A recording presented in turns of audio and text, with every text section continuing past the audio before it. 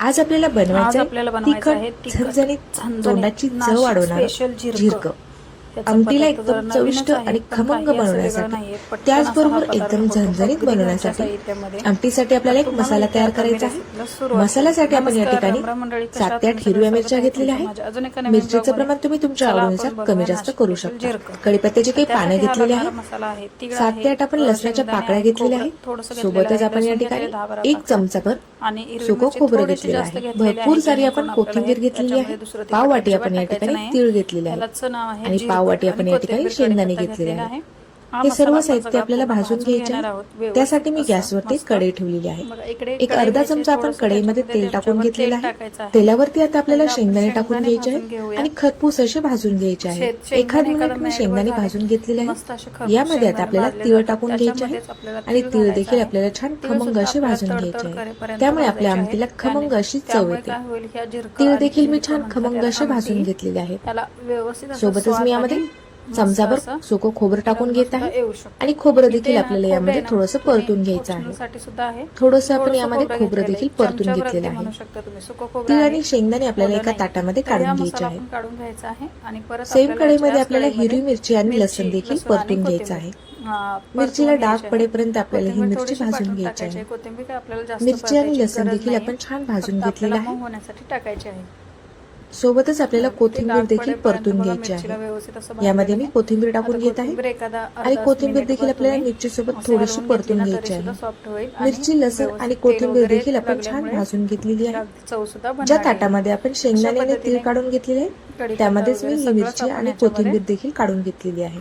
हे सर्व साहित्य आपल्याला हलकेसे थंड होऊ द्यायचे आहे आणि मिक्सरच्या जारमध्ये आपल्याला थोडंसं पाणी टाकून याला बारीक करून घ्यायचं आहे. खलबत्त्यामध्ये देखील तुम्ही हे सर्व साहित्य बारीक करून घेऊ शकता. मी या ठिकाणी मिक्सरचा वापर करत आहे. मिक्सरचा मी या ठिकाणी एक जार घेतलेला आहे आणि यामध्ये आपण थंड केलेले हे सर्व साहित्य टाकून घेऊ. पाणी घालायचं थोडंसं. बघू शकता तुम्ही अशा पद्धतीने मी हे सर्व साहित्य वाटून घेतलेले आहे किंवा बारीक करून घेतलेले आहे. बघा तुम्ही अबडधोबड असा आपला हा मसाला आमटीसाठी आपला जो झणझणीत मसाला आहे तो तयार झालेला आहे. आता आपल्याला आमटीला फोडणी द्यायची आहे. झटपट होणार हे झिरकं. गॅसवरती मी कढई ठेवली आहे. कढईमध्ये मी 2 चमचे भरून तेल टाकून घेतलेले आहे. तेल छान तापले आहे. त्यामध्ये मी मोहरी टाकून घेत आहे. सोबतच मी जिरे देखील टाकून घेतलेले आहे. मोहरी आणि जिरे आपले छान फुललेले आहेत. यामध्ये आपल्याला हिंग देखील टाकून घ्यायचे आहे. अगदी किंचितभर आपण यामध्ये हिंग टाकलेला आहे. हिंगाच्या फोडणीमुळे आपल्या भाजीला खूप मस्त अशी चव येते. पाव चमचा भरून आपण यामध्ये हळद टाकलेली आहे. आपण वाटून घेतलेले तीळ, शेंगदाणे, कोथिंबीर, मिरची आणि लसूण यामध्ये टाकून घ्यायचं आहे. या सर्व साहित्याला आपल्याला तेलावरती थोडंसं परतून घ्यायचं आहे. हे सर्व साहित्य आता आपण तेलावरती हलकेसे परतून घेतलेले आहे. यामध्ये आता आपल्याला पाणी टाकून घ्यायचं आहे. मिक्सरच्या जारमध्ये मी पाणी टाकलेलं आहे आणि ते पाणी आपल्याला यामध्ये टाकून घ्यायचं आहे. मसाल्याला मी परत एकदा छान परतून घेतलेलं आहे. तर मसाल्यामधून तेल सुटत आहे. आता यामध्ये आपल्याला गरजेनुसार पाणी टाकून घ्यायचं आहे. आमटी तुम्हाला कितपत पातळ हवी त्यानुसार तुम्ही यामध्ये पाणी ऍड करू शकता. 1 ते 1.5 ग्लास मी यामध्ये पाणी टाकून घेतलेलं आहे. थोडंसं 2 ग्लासला कमी पाण्याचा चवीनुसार आपल्याला यामध्ये मीठ टाकून घ्यायचं आहे. मीठ घालायचं. आमटीला आपल्याला छान मिक्स करून घ्यायचं आहे.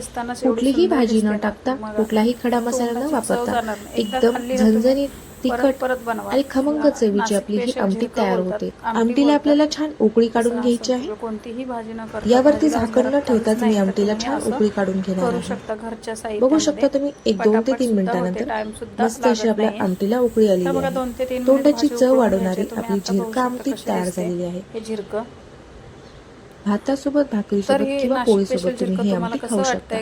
तर पोळीसोबत चुरून तुम्ही ही भाजी खाऊ शकता. नवीन असेल तर सबस्क्राईब सुद्धा करा.